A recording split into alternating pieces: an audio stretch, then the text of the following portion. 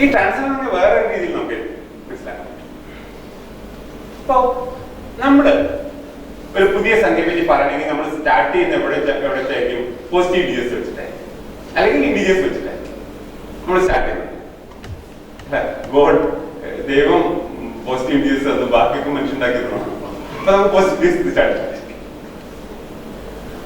പ്രൊജക്ടറുടെ പ്രധാന അപ്പോ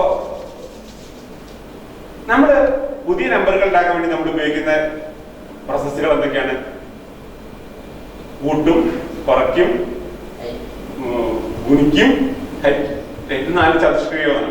ചതുഷ്ക്രിയ കഴിഞ്ഞാൽ പിന്നെ നമുക്ക് ഉള്ള ഒരു പണി സ്ക്വയർ റൂട്ട് ഉണ്ട്. ഈ 4 ചതുഷ്ക്രിയകൾ കുറച്ചുകൂടി ശ്രദ്ധിക്കേണ്ട വേറെ പ്രശ്നമാണ് സ്ക്വയർ റൂട്ട് ഉണ്ട്. വേണമെങ്കിലോ ക്യൂബ് റൂട്ടോ, 4th റൂട്ടോ, 5th റൂട്ടോ, 6th റൂട്ടോ അങ്ങനെയുള്ള ഏതെങ്കിലും ഒരു 8th റൂട്ട്. അപ്പൊ നമ്മൾ സ്റ്റാർട്ട് ചെയ്യുന്നത് ഇൻഡിജേഴ്സ് വെച്ചിട്ടാണ്. എന്നിട്ട് നമ്മുടെ കയ്യിൽ അലൗഡ് ആയിട്ടുള്ള പ്രോസസ്സുകൾ എന്തൊക്കെയുള്ളൂ? അഡീഷൻ, മൾട്ടിപ്ലിക്കേഷൻ,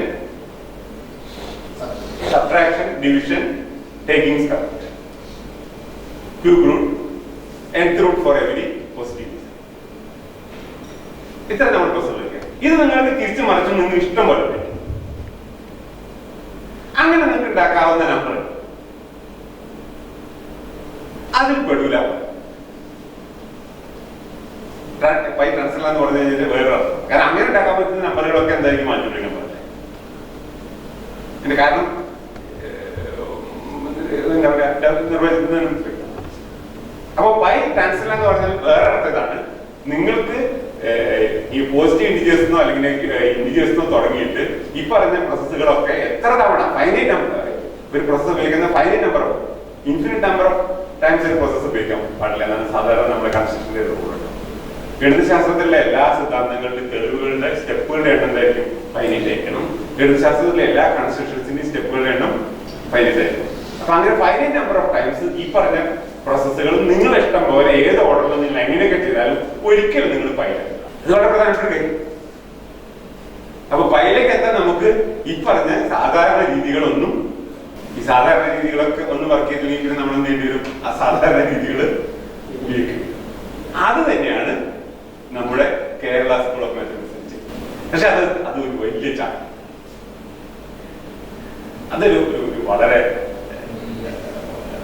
വളരെ കാര്യമായിട്ടുള്ള ഒരു അതാണ് കേരളീയ ഗുരുകുലത്തിന്റെ ഏറ്റവും മഹത്തായ എല്ലാ അക്കംപ്ലിഷ്മെന്റിന്റെയും പറയുന്നത്. അങ്ങനെ ഒരു ഇന്റലക്ച്വൽ ആയിട്ടുള്ള ഒരു ജമ്പ് നടത്തുന്നത് അത്രയും പ്രതിഭാശാലികളായ ആൾക്കാർക്ക് മാത്രമേ കഴിയുള്ളൂ. അത്തരത്തിലൊരു ജമ്പിൽ നേതൃത്വം കൊടുത്താണ് നമ്മുടെ ഇലഞ്ഞിപ്പള്ളി മാധവൻ എംബ്രാന്റെ.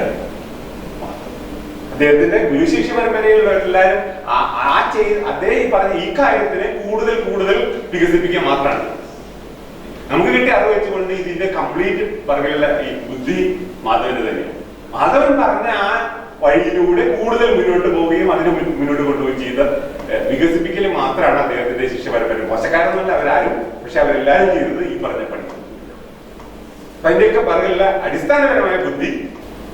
അപ്പൊ ഞാൻ പറഞ്ഞു നമുക്ക് ഒരു പ്രോസസ്സ് ഒരു ഫൈനൈറ്റ് നമ്പർ ഓഫ് ടൈംസ്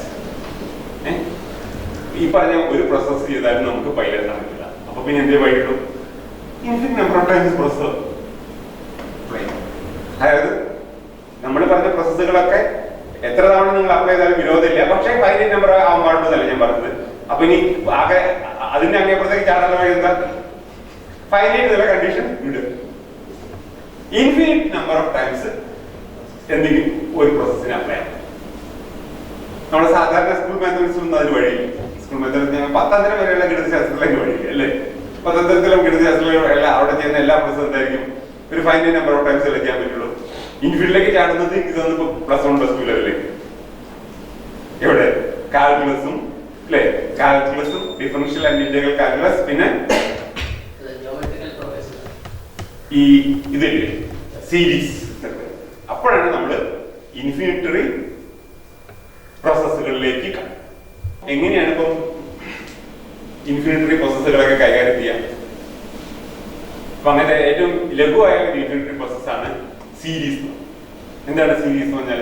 അപ്പൊ നമുക്ക് സംഖ്യകൾ ആഡ് ചെയ്യാം. നമ്മൾ ആദ്യം എന്താ ചെയ്യുക? രണ്ട് സംഖ്യകൾ ആഡ് ചെയ്യാനാണ് അല്ലെ? രണ്ട് സംഖ്യകൾ ആഡ് ചെയ്യാൻ അഡീഷൻ പറഞ്ഞാൽ രണ്ട് സംഖ്യകൾ തമ്മിലുള്ള പ്രവർത്തനമായിട്ടാണ് നമ്മൾ ആക്കുന്നത്. ഡെഫിനിഷൻ അങ്ങനെ രണ്ട് സംഖ്യകൾ തന്നാൽ എനിക്കിങ്ങനെ ആഡ് ചെയ്യാം. അടുത്ത് നമുക്ക് എന്ത് ചെയ്യാൻ പറ്റും? രണ്ട് സംഖ്യകൾ ആഡ് ചെയ്യാൻ പറ്റുമെങ്കിൽ നമുക്ക് എന്ത് ചെയ്യാൻ പറ്റും? മൂന്ന് സംഖ്യകൾ ആഡ് ചെയ്യാൻ പറ്റും. കാരണം എന്താ? ആദ്യം രണ്ട് സംഖ്യകൾ ആഡ് ചെയ്യുക, കിട്ടുന്ന തുകയിൽ മൂന്നാമത്തെ സംഖ്യ ആഡ് ചെയ്താൽ മതി. അങ്ങനെയാണെങ്കിൽ അതേ പ്രോസസ്സ് വീണ്ടും വീണ്ടും അപ്ലൈ എന്ത് സംഭവിക്കും? മൂന്ന് സംഖ്യകൾ ആഡ് ചെയ്യാൻ പറ്റുമെങ്കിൽ നാല് സംഖ്യകൾ ആഡ് ചെയ്യാൻ പറ്റും, നാല് സംഖ്യകൾ ആഡ് ചെയ്യാൻ പറ്റുകയാണെങ്കിൽ അഞ്ച് സംഖ്യകൾ ആഡ് ചെയ്യാൻ പറ്റും. അങ്ങനെ നിങ്ങൾക്ക് എത്ര സംഖ്യകൾ വേണമെങ്കിലും ആഡ് ചെയ്യാം. പക്ഷെ ഫൈനൈറ്റ് നമ്പർ ആണ്. ചോദ്യം അതല്ല, ഇൻഫിനിറ്റ് നമ്പർ ഓഫ്, അതായത് അനന്തമായിട്ടുള്ള സംഖ്യകളെ എങ്ങനെ നിങ്ങൾ കേട്ടിട്ടുണ്ടാവും അറിയില്ല. ഞങ്ങളുടെ കുട്ടിക്കാലത്ത് ഞാൻ കേട്ട ഒരു കഥ എങ്ങനെയാണ്, ഒരു ആള് ഒരു കൊട്ടാരത്തിലേക്ക് നടക്കാം. പഴയ കഥകളൊക്കെ അങ്ങനെയാണ്, കൊട്ടാരത്തിലെ പ്രധാനപ്പെട്ടത്. അപ്പൊ ഒരാളെ ഒരു കൊട്ടാരത്തിലേക്ക് നടക്കാം. എങ്ങനെയാ വെച്ചാൽ അദ്ദേഹം നടക്കുന്നതിന്റെ രീതി ഇങ്ങനെയാണ്. ഒന്നാമത്തെ ദിവസം അദ്ദേഹം കൊട്ടാരത്തിലേക്കുള്ള ദൂരത്തിന്റെ പകുതി ദൂരം നടക്കും. എന്നിട്ട് അവിടെ ശ്രമിക്കും. അങ്ങനെയാണ് പെട്ടെന്നൊക്കെ യാത്ര. കുറച്ച് ദൂരം നടക്കാതെ കഴിഞ്ഞ ഒരു വഴി അമ്പലത്തിൽ ശ്രമിക്കാം, പിന്നെ അടുത്ത ദിവസം വീട്ടിൽ നടക്കാം. അപ്പൊ രണ്ടാമത്തെ ദിവസം അവിടെ അയാൾ ഇത്തിരി ക്ഷീണിക്കല്ലോ. രണ്ടാമത്തെ ദിവസം അത്ര നടക്കാൻ വയ്യ. അയാൾ എന്താ പറയാ, ഇനി കൊട്ടാരത്തിലേക്കുള്ള ദൂരത്തിന്റെ പകുതി ദൂരം അയാൾ വ്യത്യാസം. എന്നിട്ട് അയാൾ അവിടെ ശ്രമിക്കും. അതിന്റെ അടുത്ത ദിവസം ഇനി ബാക്കിയുള്ളതിന്റെ പകുതി ദൂരമാണ്. ഇങ്ങനെ അദ്ദേഹം നടന്നു കഴിഞ്ഞാൽ എന്താ സംഭവിക്കാം? അയാൾ ഒരിക്കലും കൊട്ടാരത്തിലെത്തുള്ളതാണ് ഗണിതശാസ്ത്രം കേട്ടോ അതല്ലേ? പക്ഷെ ഒരു കാര്യം ശ്രദ്ധിക്കണം, ഇദ്ദേഹം കൊട്ടാരത്തിനോട് ഓരോ ദിവസവും കൂടുതൽ കൂടുതൽ അടുത്തടുത്തടുത്ത് വരും. ഇതിപ്പോ എന്താ നമ്മൾ പറയുന്നത്? നമ്മുടെ ലിമിറ്റ് തന്നെയല്ലേ? നമ്മുടെ ലിമിറ്റ് തന്നെയാണോ?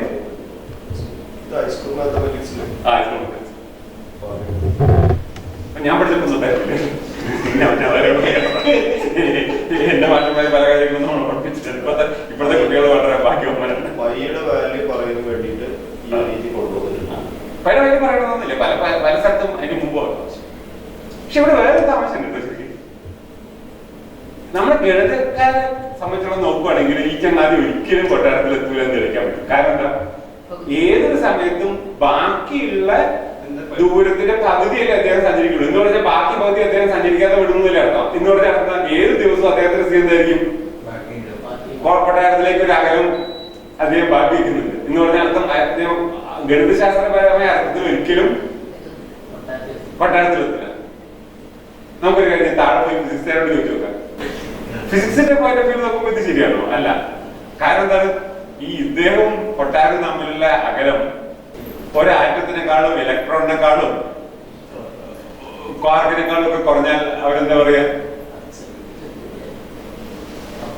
അവർക്ക് തമ്മിലുള്ള അകലുണ്ടെന്ന് അംഗീകരിക്കാൻ പറ്റും. പ്രശ്നമല്ലേ? കാരണം അതല്ല, നമ്മൾ സാധാരണ നമുക്ക് നോക്കിക്കഴിഞ്ഞാൽ ഇദ്ദേഹം കൊട്ടാരം തമ്മിലുള്ള അകലം കാണാൻ നമ്മുടെ കണ്ണുകൊണ്ട് പറ്റില്ലെങ്കിൽ നമ്മൾ എന്താ പറയുള്ളൂ? അയാൾ കൊട്ടാരത്തിൽ പറയേണ്ടില്ലേ സാധാരണ വെച്ചിട്ട്. ഫിസിക്സുകാരന് അദ്ദേഹത്തിന്റെ എല്ലാ ഉപകരണങ്ങളും സൂക്ഷ്മമായിട്ട് ഉപയോഗിച്ചാൽ പോലും ഇദ്ദേഹം കൊട്ടാരം തമ്മിലുള്ള അകലം കണ്ടുപിടിക്കാൻ പറ്റില്ലെങ്കിൽ അവർക്കും എന്ത് പറയേണ്ടി വരും? കൊട്ടാരത്തിലെത്തി സമ്മതിക്കേണ്ടി വരും. മറിച്ച് ഗണിതശാസ്ത്രന്മാരാണെങ്കിൽ മാത്രം, റഫറി ഗണിതശാസ്ത്രജ്ഞനാണെങ്കിൽ മാത്രമേ ഈ പറഞ്ഞ ആർഗ്യുമെന്റ് വിജയിക്കുള്ളൂ. മറ്റുള്ളവരെന്നാണെങ്കിൽ അപ്പൊ അതാണ് നമ്മുടെ ഗണിതശാസ്ത്രമായിട്ട് നമ്മുടെ സ്റ്റാൻഡ് വളരെ ക്ലിയർ ആണ്. എന്താണ്? ഒരിക്കലും ഇദ്ദേഹം കൊട്ടാരത്തിൽ എത്തുന്നില്ല. പക്ഷെ കൊട്ടാരത്തിലേക്ക് ഇദ്ദേഹം തമ്മിലുള്ള അകലം കുറഞ്ഞു വരും അല്ലെ? അതല്ലേ നമ്മൾ അനന്തമായിട്ട് നടന്നാൽ മാത്രമേ ഇദ്ദേഹത്തിന് അവിടെ എത്താം. ഒരു ശാന്തമായിട്ടുള്ള ഒരു സമയത്തിനുള്ള ഒരിക്കലും അദ്ദേഹം എത്തില്ല. നമുക്കൊരു കാര്യം ചെയ്യാം, ഈ കാര്യം ഒന്ന് മാറ്റി കുറച്ചും കൂടി മടിയനായ ഒരാളാണ് അദ്ദേഹം എന്ത് ചെയ്യുന്നു? ഒന്നാമത്തെ ദിവസം ആകെയുള്ള ദൂരത്തിന്റെ പകുതി നടക്കുന്നതിന് പകരം ആകെയുള്ള ദൂരത്തിന്റെ 1/4 ഭാഗ്യം നടക്കുക, പകുതിന്റെ പകുതി നടക്കുന്നുണ്ട് ഈ പുതിയ ആള്. അങ്ങനെ അവിടെ അടുത്ത ദിവസം അയാൾ എന്ത് ചെയ്യുന്ന അറിയോ? ഇപ്പൊ നടന്നതിന്റെ പകുതി ഇപ്പൊ നടന്നതിന്റെ 4/1 നടക്കും. ഒന്നാമത്തെ ദിവസം നടന്ന ദൂരത്തിന്റെ 4/1 ദൂരം മാത്രമേ രണ്ടാമത്തെ ദിവസം നടക്കുള്ളൂ അദ്ദേഹം വിചാരിക്കാം. അതിന്റെ അടുത്ത ദിവസം രണ്ടാമത്തെ ദിവസം നടന്നതിന്റെ 4/1 ദൂരം മാത്രമേ അതിന്റെ അടുത്ത് നടത്തുന്നിരിക്കുക. അപ്പൊ അങ്ങനെയാണെങ്കിൽ ഇതെല്ലാം കൂടി കൂടുമ്പോൾ വരും. നേരത്തെ 1/2 + 1/4 + 1/8 + 1/16 അങ്ങനെ കൂട്ടിക്കഴിഞ്ഞാൽ അത് ഒന്നായിരിക്കും. പക്ഷെ ഇവിടെ ഈ 1/4 + 1/2 4² + 1/4³ ഇങ്ങനെ കൂട്ടിക്കഴിഞ്ഞാല് 1/3. ഇത് നമ്മൾ പഠിക്കുന്നത് അല്ലെ? +2 BSc ഒക്കെ കൂടുതൽ പഠിക്കുന്ന സീരീസുകളുടെ കൺവെൻഷൻസ് അല്ലെ? ഇതൊരു സീരീസിന്റെ കണക്കാണ്. ഇത് നമ്മുടെ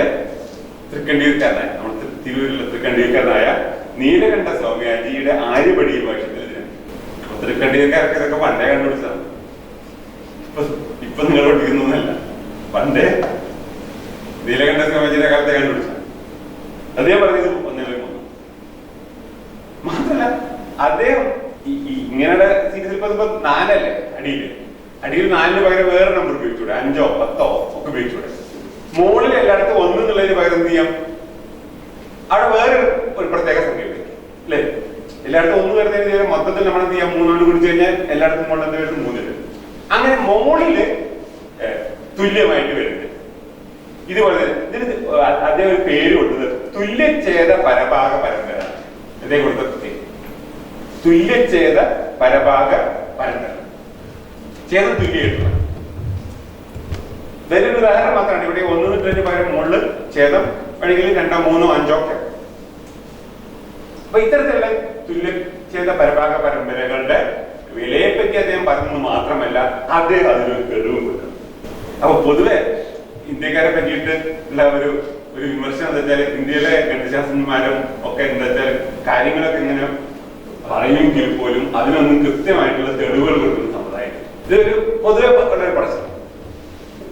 കുറച്ചൊക്കെ ഇതില് വാസ്തവ ഇങ്ങനെയൊരു പറച്ചിൽ വന്നതിന് വലിയ അത്ഭുതമൊന്നുമില്ല. കാരണം എന്താ വെച്ചാൽ ഇന്ത്യയിലുള്ള പല ഗണിതശാസ്ത്ര ജ്യോതിശാസ്ത്ര ഗ്രന്ഥങ്ങളും എന്താണ് വളരെ സംക്ഷിപ്തമായിട്ടുള്ള സാധനങ്ങൾ. നമ്മൾ ആര്യവഴിയൊക്കെ കാച്ചി കുറുക്കി പിന്നെയും കുറുക്കി 101 ആവർത്തിച്ചിട്ടുള്ള സാധനങ്ങളാണ് സാധാരണ പല കൃതികളും. അപ്പൊ അതിലൊന്നും ഒരു വിശദാംശം ഉണ്ടല്ലോ. തെളിവെന്ന് പോയിട്ട് ഈ പറഞ്ഞ പ്രമാണം തന്നെ മനസ്സിലാക്കാൻ വേണ്ട വിവരങ്ങളൊന്നും ഉണ്ടാവില്ല. അതൊരു ഫോർമുലയെ പോലെ A+B² എന്നുള്ള ഫോർമുല, അതേപോലത്തെ ഒരു ഫോർമുലയെ പോലെ രൂപത്തിൽ ഒരു സൂത്ര രൂപം എന്ന് വെച്ചാൽ അവർക്ക് ഇതിന് തെളിവില്ലാന്നോ അല്ലെങ്കിൽ ഇതിന്റെ വിശദാംശങ്ങളൊന്നും അവർക്ക് അറിയില്ലെന്നോ പറയുന്നതിൽ യാതൊരു അർത്ഥമില്ല. പലപ്പോഴും സംഭവിക്കുക ഇതുപോലുള്ള കൃതികൾക്ക് ഒരുപാട് വിശദമായ വ്യാഖ്യാനങ്ങളുണ്ട്.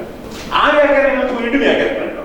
ചില ആൾക്കാർ വ്യാഖ്യാനിക്കുമ്പോഴും ചില കാര്യങ്ങൾ വിശദമായിട്ട് പറയാത്തോടെ വ്യാഖ്യാനത്തിന് ഒന്നുകൂടി വ്യാഖ്യാനം.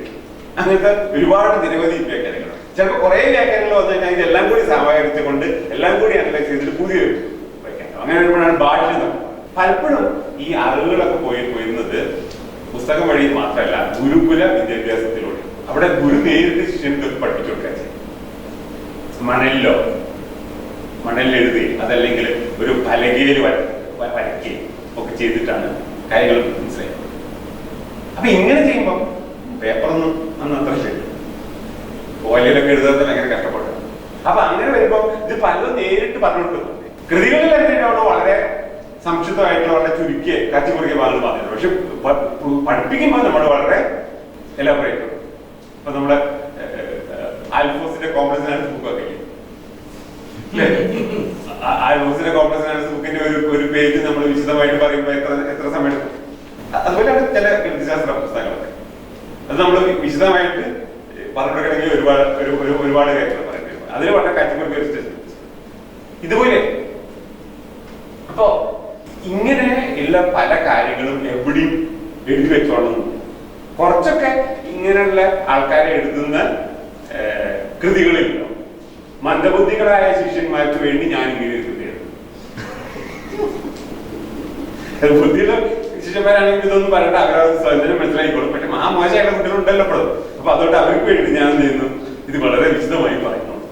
സ്നേഹപൂർവ്വമല്ല ചെയ്യുന്നത്. അങ്ങനെ ചില വ്യാഖ്യാനങ്ങൾ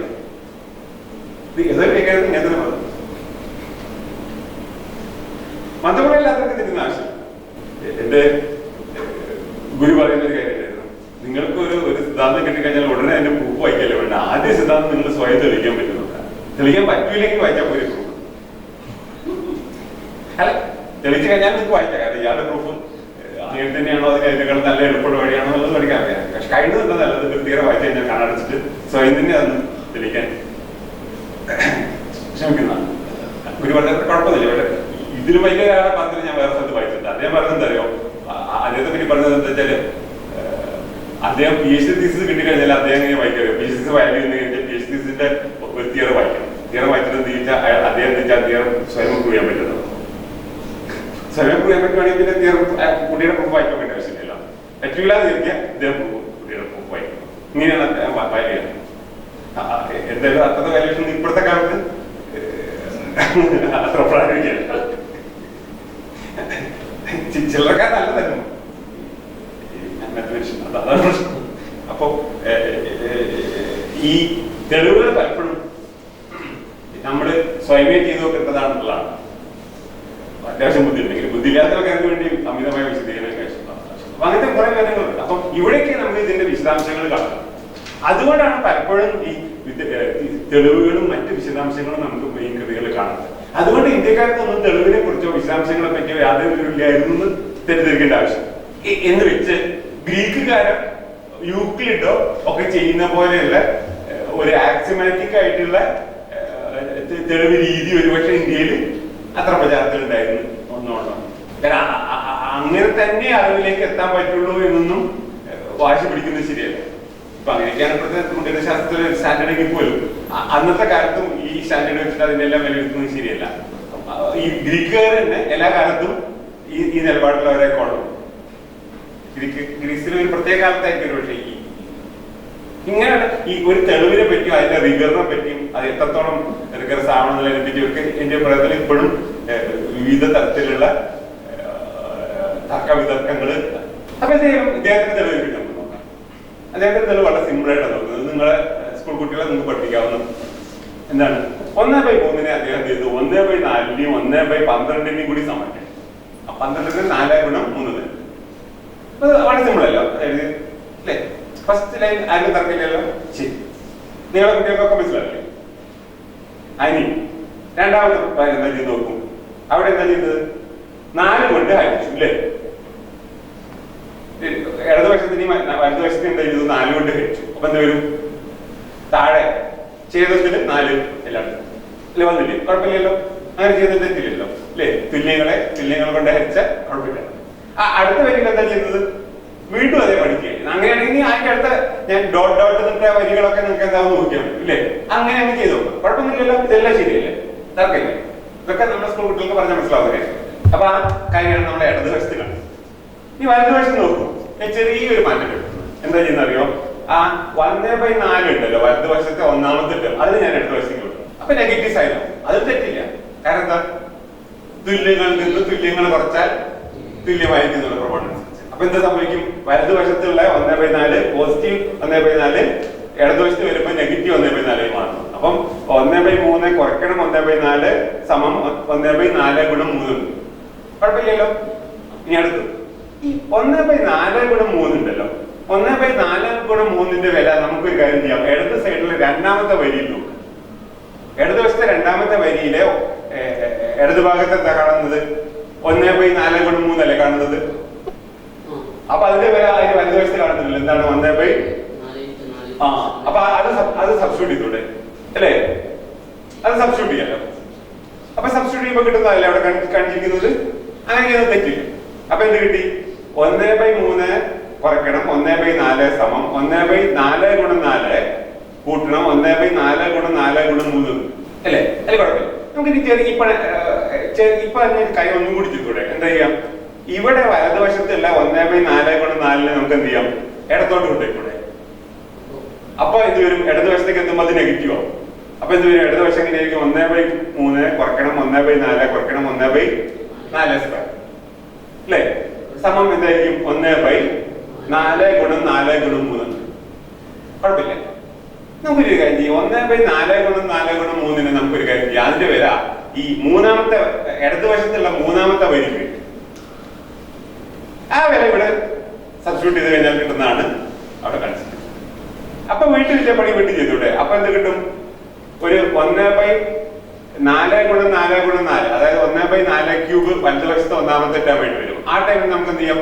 പോസിറ്റീവ് ടേമിനെ ഇടത്തോട്ട് മാറ്റി സൈൻ നെഗറ്റീവ് സൈൻ കൊടുക്കണം അല്ലെ? അപ്പോഴല്ലേ അതിന്റെ അടുത്ത വരി കിട്ടുന്നത്. ഇങ്ങനെ നമുക്ക് ചെയ്തുകൊണ്ടിരുന്നൂടെ? എത്ര വേണമെങ്കിലും പണി അങ്ങനെ n പ്രാവശ്യം ചെയ്ത് കഴിഞ്ഞാൽ കിട്ടുന്നതല്ലേ അവിടെ ലാസ്റ്റ് ബട്ട് 1 ലൈൻ കാണിച്ചിരിക്കുന്നത്. എന്താണ്? 1/3 കുറയ്ക്കണം ബ്രാക്കറ്റിന്റെ ഉള്ളിൽ 1/4 കൂട്ടണം 1/4² കൂട്ടണം അങ്ങനെ പോയിട്ട് അവസാനം 1/4 എടുത്ത് പറഞ്ഞു അല്ലേ? അതെന്തായിരിക്കും? 1/4 ഘാതം n ഇൻറ്റു 1/3. അപ്പൊ ഇത് നമുക്ക് ഇഷ്ടംപോലെ തവണ ചെയ്തുകൂടെ? ഈ പണിത പണി എത്ര തവണ വേണമെങ്കിലും ചെയ്യും. ഈ എന്നുള്ള സംഖ്യയുടെ വില എത്ര വേണമെങ്കിലും എത്ര വലുത് വേണമെങ്കിലും ആവും. അങ്ങനെ വലുതാവുമ്പോഴുള്ള പ്രത്യേകത എന്താ? വലുതാവും തോറും എന്ത് സംഭവിക്കും അറിയോ? വലതുവശത്ത് എന്ത് സംഭവിക്കും? വലതുവശത്ത് എന്ത് സംഭവിക്കും? 1/4 ഘാതം n അത് n വലുതാവും തോറും 1/4 ഘാതം n 0-ലേക്ക് പോകും എന്ന് പറഞ്ഞാൽ 0-നോട് അടുത്തടുത്ത്. അപ്പൊ അതിൽ 1/3 കൊണ്ട് ഗുണിച്ചാൽ കിട്ടും. അതായത് വലതുവശം എന്ത് സംഭവിക്കും? 0-ലേക്ക് പോകും. ലിമിറ്റ് n വലുതാകും തോറും വലതുവശത്തിന്റെ വില 0-ലേക്ക് അടുത്തെടുത്തുകൊണ്ട് എത്ര വേണമെങ്കിലും എടുക്കും. എത്രത്തോളം നമ്മൾ പോകുന്നത് അത്രത്തോളം എടുക്കും. അപ്പൊ അങ്ങനെയാണെങ്കിൽ ഇടതുവശത്തിന് എന്ത് സംഭവിക്കും? ഇടതുവശം അതേപോലെ 0-ലേക്ക്. ഇടതുവശം 0-ലേക്ക് അടുക്കുക എന്ന് പറഞ്ഞാൽ അർത്ഥം എന്താ? 1/3 നിന്ന് 1/4 കൂട്ടണം 1/4 സ്ക്വയർ കൂട്ടണം 1/4 ക്യൂബ് അങ്ങനെ പോയി അറ്റമില്ലാതെ അനന്തമായിട്ട് പോയാൽ കിട്ടുന്നതാണ് 1/3 നല്ല വില. ഇതല്ലേ നമ്മള് തെളിയിക്കാൻ ശ്രമിച്ചിരുന്നത്? അത് പഴയ അല്ലേ? ഇതെല്ലാം നമുക്ക് കിട്ടും. എന്ത് മനോഹരമായ സിമ്പിളായിട്ട് പ്രൂഫ് നൽകുന്നത്. നിങ്ങളുടെ സ്കൂളിലെ കുട്ടികൾ പഠിക്കുന്ന ഏത് ആവറേജ് കുട്ടീനെ കൊണ്ട് നമുക്ക് പറഞ്ഞ് മനസ്സിലാക്കി കൊടുക്കാൻ പറ്റുന്ന പ്രൂഫല്ലേ ശരിക്കും? ഇതൊക്കെ നമ്മുടെ തൃക്കണ്ടിയൂർ സമയത്തിന്റെ കാര്യം. അപ്പൊ അദ്ദേഹം ഇത് മാത്രമല്ല, ഇതുപോലത്തെ പരമ്പരകളെ പറ്റിയിട്ടുള്ള ഇതേ പറ്റുള്ളൂ. ഞാൻ പറഞ്ഞേ, ഈ ശാന്തമായ പ്രവർത്തനങ്ങളെ കൊണ്ടൊന്നും നമുക്ക് പൈലേക്ക് എത്താൻ പറ്റും. അപ്പൊ പിന്നെ എന്തേ പറ്റുള്ളൂ? അനന്തമായിട്ട് പ്രവർത്തനങ്ങൾ അനന്തമായിട്ട് നടത്താൻ പറ്റുന്ന ഒരു പ്രധാനപ്പെട്ട പ്രവർത്തനമാണ്. അങ്ങനെയാണ് നമുക്ക് സീരീസുകൾ. ഇങ്ങനത്തെ സീരീസുകൾ ഉപയോഗിക്കുക എന്നുള്ളത് ഈ കേരളീയ ഗുരുകുലത്തിന്റെ വളരെ പ്രധാനപ്പെട്ട അത് മറ്റുള്ള ആൾക്കാരൊന്നും നമ്മളിങ്ങനെ ഉപയോഗിക്കുന്നത് കാണാൻ.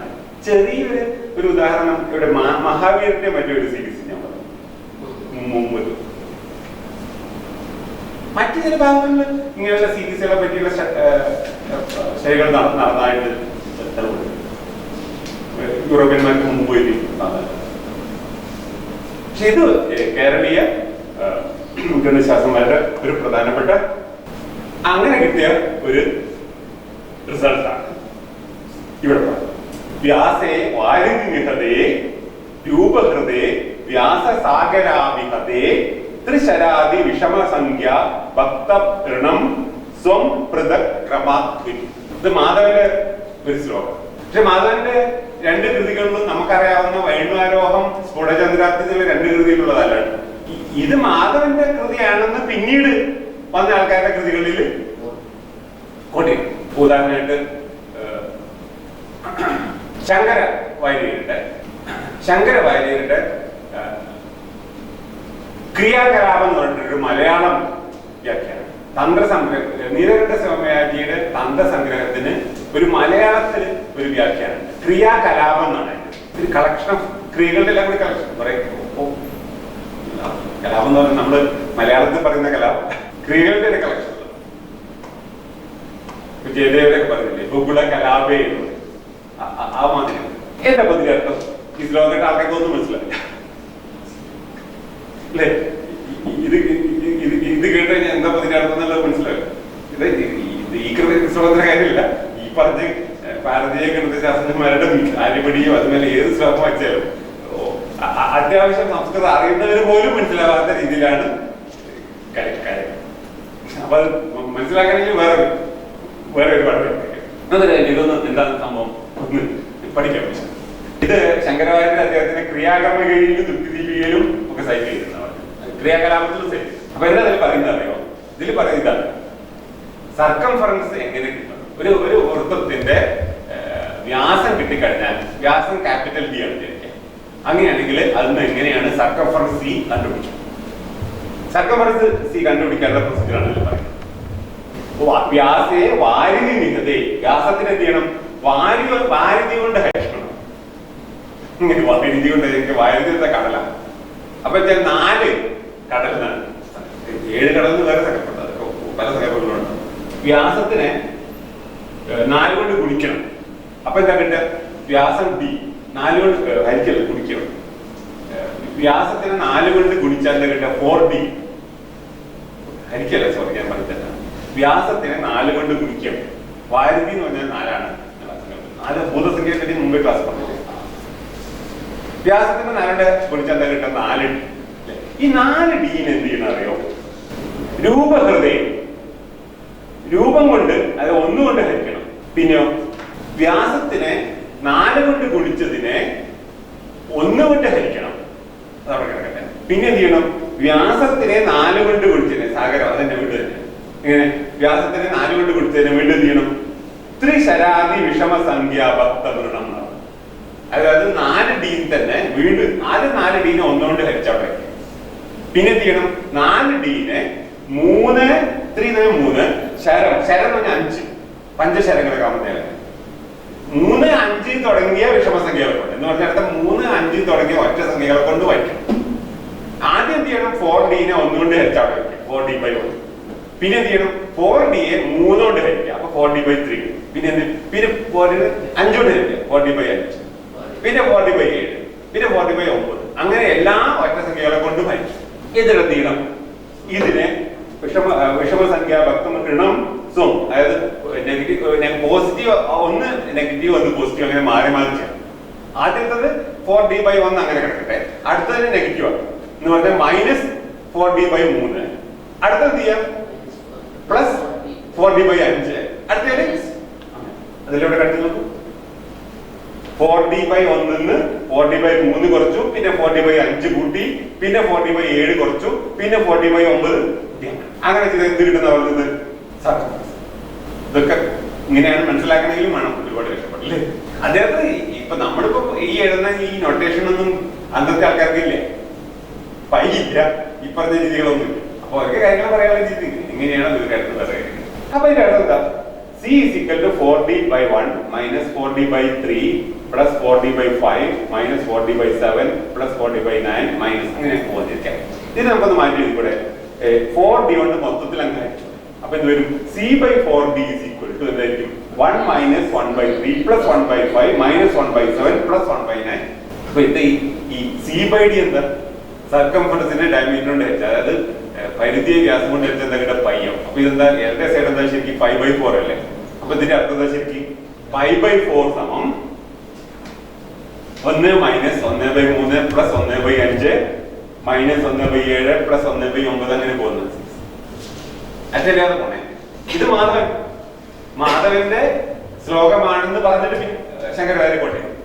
മാധവന്റെ കാലം 1340 മുതൽ 1425 വരെയാണ് ഏകദേശം. കൃത്യമായിട്ടൊന്നും അറിയാം. ഇത് ലീബ്നിറ്റ്സ് 1674 കണ്ടുപിടിച്ചു എന്നാണ്. യൂറോപ്യന്മാര് കേമന്മാരാണ്. അവർ ഇന്ത്യയൊക്കെ കണ്ടുപിടിച്ചവരല്ലേ, അമേരിക്കയൊക്കെ കണ്ടുപിടിച്ചത്. ഇന്ത്യയിലേക്കുള്ള മാർഗം വാസ്കോ ഡി ഗാമ കണ്ടുപിടിച്ചതാണ്. എന്റെ തമാശ എന്താ അറിയോ? വാസ്കോ ഡി ഗാമ അവിടുന്ന് എങ്ങനെയൊക്കെ പുറപ്പെട്ട് കേപ്പ് ഓഫ് ഗുഡ് ഹോപ്പ് വരെയൊക്കെ പോയി. അത് പണ്ടേ വേറെ പല ആൾക്കാരും പോയതാണ്, കേപ്പ് ഓഫ് ഗുഡ് ഹോപ്പ് വരെയൊക്കെ. ഇത് ആ പേരിന്റെ കൊടുത്ത് വരാണ്. പിന്നെയാണ് അവിടുന്ന് കുറച്ചും കൂടി പിടിച്ച് അവിടെ മൊസാംബിക് ആ ഭാഗത്ത് അവിടെ വന്നു. അപ്പൊ അവിടെ ഈ ഇന്ത്യയിലേക്ക് സാധാരണ അറബികളെ കൂടെ സ്ഥിരമായിട്ട് യാത്ര ചെയ്യുന്ന ഒരാളുണ്ടായിരുന്നു. അയാൾ കാണിച്ചു കൊടുത്തു ഇങ്ങോട്ടുള്ള വഴി. അങ്ങനെ ഇവിടെ എത്തിയതാണ്. പറയുന്നത് വാസ്കോ ഡി ഗാമ ഇന്ത്യ കണ്ടുപിടിച്ചു. ഇന്ത്യയുടെ വെറുതെ ആകാതെ കിടക്കുകയാണ്. ഇങ്ങനെയാണ് നമ്മുടെ കണ്ടുപിടുത്തങ്ങളുടെ ബന്ധം. അപ്പം ലീബ്നിറ്റ്സ് 1674 അതിനെക്കാളും വലിയ വേറെ തവണയുണ്ട്. ഗ്രിഗറി 1667 തന്നെ ഈ ഒരു series tan inverse of theta is equal to theta minus 1/3 theta cube plus 1/5 theta to the power of 5 minus 1/7 theta to the power of 7 അങ്ങനെ ഒരു സീരീസ് കണ്ടുപിടിച്ചിട്ടുണ്ട്. അതിലെന്ത് ചെയ്താൽ മതി? തീറ്റ is equal to π/4 കൊടുത്താൽ പോലെ അല്ലെ? തീറ്റ is equal to π/4 ആകുമ്പോൾ എന്ത് വരും? tan 1 ആണല്ലേ? അപ്പൊ π/4 ഇത് വരുമ്പോ ഇങ്ങനെയല്ലേ? tan inverse 1 ആക്കി എടുക്കണം. തീറ്റ is equal to 1 ആക്കി എടുക്കണം. π/4 ന്റെ tan തീറ്റ 1 ആണ്. അപ്പൊ ഇത് തീറ്റ is equal to 1 സബ്സ്റ്റിറ്റ്യൂട്ട് ആണ് സംഭവം. അത് 1667. ഇതിന് പ്രാധാന്യം മനസ്സിലായോ? ഇപ്പൊ നമ്മൾ പൈയിലേക്ക് എത്തുന്നുണ്ട്. എങ്ങനെ? Positive integers. ഞാൻ നേരത്തെ പറഞ്ഞത് പോസിറ്റീവ് ഇൻഡിജേഴ്സ് ഈ addition, subtraction, multiplication, division, square root, cube root, nth root ഇതൊന്നും ചെയ്തിട്ട് എത്ര തവണ ഫൈനൈറ്റ് ചെയ്താലും എത്താൻ പറ്റുന്നതാണ്. പക്ഷെ ഇവിടെ നിന്ന് എത്തുന്നത് എങ്ങനെ എത്തുന്നത്? അനന്തമായ അത് അനന്തക്രിയകളിലൂടെ. അനന്തക്രിയകള് ഈ അനന്തക്രിയകൾ വരുന്നത് നമ്മുടെ കാൽക്കുലസിന്റെ വളരെ പ്രധാനപ്പെട്ട കാൽക്കുലസ്, ഇന്റഗ്രൽ കാൽക്കുലസ് ആണെങ്കിലും ഡിഫറൻഷ്യൽ കാൽക്കുലസ് ആണെങ്കിലും അതിന്റെ ഒരു പ്രധാനപ്പെട്ട കാര്യത്താണ് അനന്തമായിട്ടുള്ള ക്രിയകൾ വരുന്നു. അനന്ത സൂക്ഷ്മം എന്നുള്ള ഐഡിയ, ഇൻഫിനിറ്റിസിമൽ എന്നുള്ള ഐഡിയ. അപ്പം ഗണിതശാസ്ത്രത്തിന്റെ സ്വഭാവം മാറി. സൂപ്പർ കമ്പ്യൂട്ടർ നല്ല തന്റെ കയ്യിലുള്ള ചെറിയ കാൽക്കുലേറ്റർ ചെയ്യുന്നത് ഇപ്പം മറ്റേ ട്രിഗണോമെട്രിക് ഫംഗ്ഷൻസ് ഒക്കെ ഇവാലുവേറ്റ് ചെയ്യുന്നത് ഇതുപോലെ സീരീസുകൾ കമ്പ്യൂട്ട് ചെയ്യും. നമ്മളിപ്പോ ഒരു കാൽക്കുലേറ്ററിനുള്ളിൽ നമ്മൾ സൈൻ അല്ലെങ്കിൽ കോസ് അല്ലെങ്കിൽ എക്സ്പോണൻഷ്യൽ ഒക്കെ കാണുന്നില്ല, അതൊക്കെ ചെയ്യുന്നത് ഇതുപോലത്തെ ഒരു സീരീസ് ഇവാലുവേറ്റ്. സീരീസിൽ ഇവാലുവേറ്റ് ചെയ്യാൻ പറ്റില്ല, ഇവാലുവേറ്റ് ചെയ്യാൻ അതിന്റെ ആദ്യത്തെ കുറയ്ക്കാം. സൂപ്പർ കമ്പ്യൂട്ടർ അല്ല, എല്ലാ കമ്പ്യൂട്ടറുകളും കാൽക്കുലേറ്ററുകളും ഒക്കെ ചെയ്യുന്നത് ഈ പറഞ്ഞ ടാൻഗ്യൂവേഴ്സിന്റെ ഫോർമുലയും ഇവർക്ക് അറിയാമായിരുന്നു തന്നെയാണ്. ഞാൻ ട്രിഗണോമെട്രിയെ പറ്റിയിട്ട് നമുക്ക് അടുത്ത ക്ലാസ്സിൽ കൂടുതൽ പറയാം. വേറെ ഒരു പ്രധാനപ്പെട്ട കഥാപാത്രത്തിനെ പറ്റി പറയുന്നതാണ് ചിത്രപ. അദ്ദേഹത്തിനെ പറ്റി അധികമൊന്നും നമുക്ക് അറിയില്ല, അധികം ആൾക്കാർക്ക് ഇതിനെ പറ്റി അറിയില്ല. 1475 മുതൽ 1550 വരെയാണ് അദ്ദേഹം ജീവിച്ചതാണ് ഏകദേശം. അദ്ദേഹത്തെ പറ്റി നമുക്ക് അധികം വേണമെന്ന് അറിയില്ല. അദ്ദേഹം നീലകണ്ഠന്റെ ശിഷ്യനാണ്. അദ്ദേഹത്തിന്റെ ഗ്രാമം ശുഗപുരം അല്ലെങ്കിൽ ചൊവ്വരമാണെന്നാണ് പറയുന്നത്. കൃതി, അദ്ദേഹത്തിന്റെ പ്രധാനപ്പെട്ട കൃതിയാണ് കരണാമം. അദ്ദേഹത്തിന്റെ കരണാമത്തിൽ വളരെ പ്രധാനപ്പെട്ട ഇതൊരു അൾജിബ്രൈക് പ്രോബ്ലം. അതായത് എക്സ് വൈ എന്ന് പറഞ്ഞുള്ള രണ്ട് സംഖ്യകളുണ്ട്. എനിക്ക് നമുക്ക് അറിയാത്ത രണ്ട് integers. X and Y are 2 integers. രണ്ട് ഇൻഡിജേഴ്സ് ആണ് എക്സ് വൈ. നമുക്ക് അറിയാം, പക്ഷെ നമുക്ക് അറിയാം അതിന്റെ തുക നമുക്ക് അറിയാം. എക്സ് പ്ലസ് വൈ നമുക്ക് അറിയാം. എക്സ് പ്ലസ് വൈ സിക്കൽ എ നമുക്ക് അറിയാം. എക്സ് വൈ എന്ന് നമുക്ക് അറിയാം. അല്ലെങ്കിൽ എക്സ് മൈനസ് വൈ അറിയാന്നുള്ള സ്ഥിതിയാണ്. എക്സ് വൈ അറിയില്ല, പക്ഷെ എക്സ് മൈനസ് വൈ അറിയാം. അല്ലെങ്കിൽ എക്സ് വൈ നമുക്കറിയാം, എക്സ് വൈ അറിയില്ല, പക്ഷെ എക്സ് വൈ നമുക്ക് അറിയാം. അതിലേക്ക് എന്താ, എക്സിന്റെയും വൈന്റെയും വർഗങ്ങളുടെ തുക നമുക്കറിയാം. അത് X square plus Y square D അറിയാം, പക്ഷെ എക്സ് അറിയില്ല, വൈ അറിയാം. അതല്ലെങ്കിൽ X square minus Y square നമുക്കറിയാം, പക്ഷെ എക്സ് വൈ അറിയില്ല. അതല്ലെങ്കിൽ എക്സ് ക്യൂബും വൈ ക്യൂബും അതിന്റെ തുക നമുക്കറിയാം, അതല്ലെങ്കിൽ അതിന്റെ വ്യത്യാസം നമുക്കറിയാം. പക്ഷെ അങ്ങനെയൊക്കെ അറിയുമ്പോൾ നമുക്ക് എക്സും വൈയും കണ്ടുപിടിക്കാൻ പറ്റുമോ എന്ന്. ഇത് ഏതാണ്? അപ്പൊ ഇവിടെ എന്തൊക്കെയുണ്ട്? എക്സ് വൈ എന്നുള്ള രണ്ട് അൺനോൺ ഇൻഡിജേഴ്സ്, അതിന്റെ സം, അതിന്റെ difference, product, sum of squares, difference of squares, sum of cubes, difference. എത്ര ഉണ്ടാകെ? 1 2 3 4 5 7 ഉണ്ട് അല്ലേ? 7. ഇതിൽ ഏതെങ്കിലും രണ്ടെണ്ണം തന്നു കഴിഞ്ഞാൽ എക്സ് വൈ കണ്ടുപിടിക്കാം. ഇതാണ് കരണാമത്തിൽ അദ്ദേഹം ചോദിക്കുന്നത്. ഇദ്ദേഹത്തിലെ ഇക്വേഷൻസിനെ പറ്റിയൊക്കെ നമ്മൾ പറഞ്ഞു. ഡയഫിനൈറ്റ് ഇക്വേഷൻസ്, ഇൻഡിറ്റർമിനേറ്റ് ഇക്വേഷൻസ്, എക്സും വൈയും ഇൻഡിജർ അൺനോൺസ്. ഇതെങ്ങനെ സംഭവിക്കും? അപ്പൊ ഇതിൽ രണ്ടെണ്ണം, ഏതെങ്കിലും രണ്ടെണ്ണം അറിഞ്ഞു കഴിഞ്ഞാൽ പറ്റാൻ സോളി. അത് നിങ്ങൾക്ക് ചെയ്യാം. സ്കൂൾ പഠിക്കുന്ന കുട്ടികൾക്ക് ആദ്യം രണ്ടെണ്ണം അറിഞ്ഞു കഴിഞ്ഞാൽ എക്സും വൈ എളുപ്പത്തിൽ കണ്ടുപിടിക്കാം. ഇദ്ദേഹം മനസ്സിലാക്കുന്ന പ്രാണില്ല. ഈ പറഞ്ഞ 7 എണ്ണത്തിൽ ഏതെങ്കിലും രണ്ടെണ്ണം അറിഞ്ഞു കഴിഞ്ഞാൽ എക്സും വൈയും കണ്ടുപിടിക്കാൻ പറ്റും. ഈ ചില കുറച്ച് വളരെ എളുപ്പമാണെങ്കിൽ എല്ലാ സോളും പെട്ടെന്ന് പറയാം. ഈ 7 എണ്ണത്തിന് ഇന്ന് എത്ര ജോഡികൾ ഉണ്ടാക്കിയെടുക്കാൻ പറ്റും? 7 ഗുണം 6/3 2 എത്ര വരും? 21 അല്ലെ? 21 ജോഡികൾ ഉണ്ടാക്കിക്കണം. ആ 21 ജോഡിക്ക് എന്ത് ചെയ്യണം? അത് സോൾവ് ചെയ്യാനുള്ള വഴി എന്താന്ന് കണ്ടുപിടിക്കും. അതിനെപ്പറ്റി അദ്ദേഹം കരണാമത്തിൽ ഇതല്ല എന്താ പറയാ, ഈ ഇദ്ദേഹത്തിന്റെ വളരെ പ്രധാനപ്പെട്ട ഒരു അൾജിബ്രൈക്കിലെ കോൺട്രിബ്യൂഷൻ. അന്നത്തെ കാലത്തെ വളരെ പ്രമാദമായൊരു കാര്യം. ഇത് ചിലത് കുട്ടികൾക്ക് സ്കൂൾ കുട്ടിക്ക് ചെയ്യാവുന്നുള്ളൂ. എല്ലാ വിഷമില്ല, വിഷയത്തിൽപ്പെട്ട ചിലത് വിഷമം. ഇതിനെ പറ്റി ചില കാര്യങ്ങളെ പറ്റിയൊക്കെ ക്രിയാക്രമയിലും വിശദീകരിക്കുന്നു.